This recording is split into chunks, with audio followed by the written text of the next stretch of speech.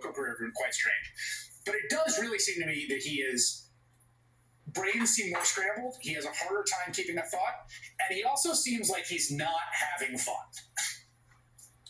I think all of that's correct. With Biden out of the race, it's so clear how much more diminished he is compared to 2020 and certainly in 2016. And I think this press conference made that clear. His appearance at the National Association of Black Journalists Conference makes that clear. Every time he has one of these extended appearances, it becomes all the more clear that this is simply not the same guy 4-8 years ago. And the guy 4-8 years ago wasn't particularly coherent then.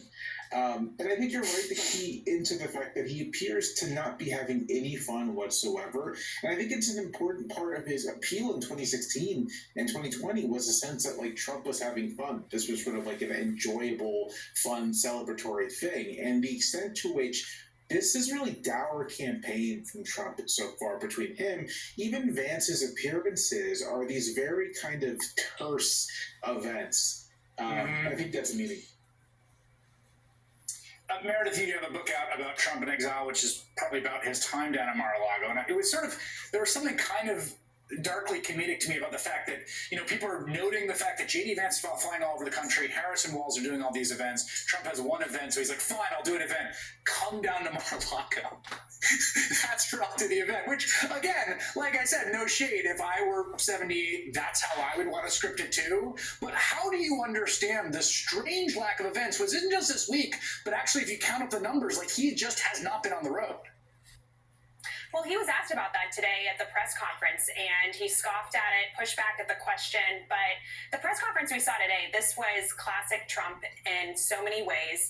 Look, he was trying to contrast himself with Vice President Kamala Harris, who's received some criticism about not doing any interviews or press conferences herself.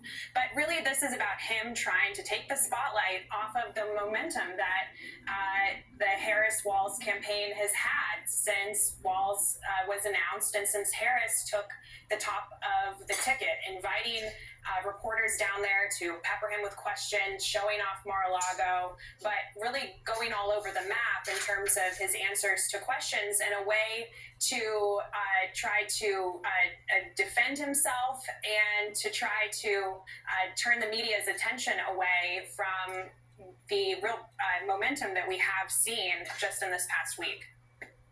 This is, let me stay with you on this, because I do think Maggie Haberman made this observation too. She was down there today, just like, he doesn't like when the attention's not on him. And there was all these people who were saying when during those brutal 3 weeks of the Democratic Party after the Biden debate leading to his withdrawal from the race, people were saying, well, Trump is being so savvy, he's laying low. But he wasn't actually laying low. Like, if you went to Truth Social, he absolutely was not laying low. It's just that the attention wasn't on him.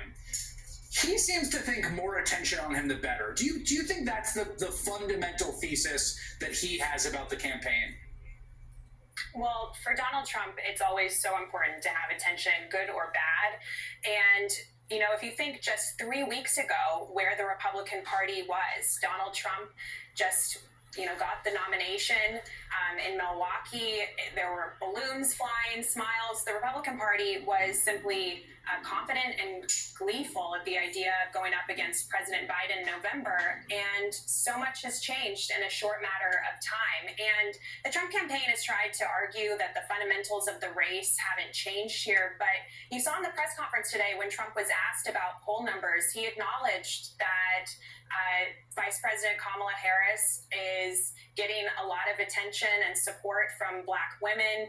And it was sort of a tacit acknowledgement of the state of the polling and the new state of the race now that Harris and Walz are on the ticket.